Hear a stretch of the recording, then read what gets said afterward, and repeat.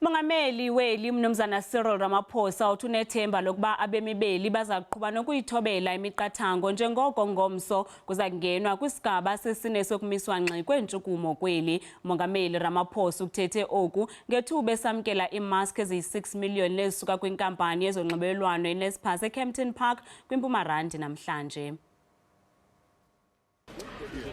Ubanjiswano phakathi korhulumente necandelo elizimele geqe oko kwilinge lokuzama ukuqubisana ne-coronavirus kweli lizwe.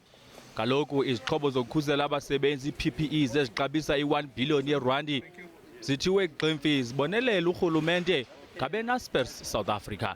Zingapha kwezigidi ezithandathu ii-face masks ekuthiwa bonelelwa ngazo eza kubona amawakawaka abasebenzi kwezempilo befumana uthimbilili noko kuba bezawukhuseleka ngoku. We're truly grateful that we have corporations like Naspers and many others who have decided that they are going to lend a hand and assist our whole effort of fighting COVID-19. But we are also grateful to China for continuing to supply these medical supplies that we so need. Kambe ke nasisimemelelo kubemi boMzantsi Afrika bamba baqhubele phambili nokuyithobela imigqaliselo nemiqathango yokumiswa ngxi kweentshukumo.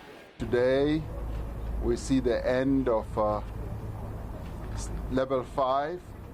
We're now getting into level 4, where we hope that our people will continue to cooperate to make sure that we do defeat coronavirus.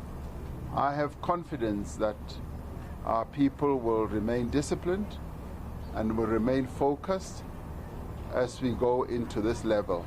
Ukuza kuthi ngoku abeNaspers sele bebonelele kwidabi le-COVID-19 eMzantsi Afrika ngezixhobo ezi-1.5 billion yeerandi eziquka ii-PPEs kananjalo nemali ethile exhasa abo basweleyo. Ndinkwabongile Dumako kwiindaba ze-SABC eRhawutini.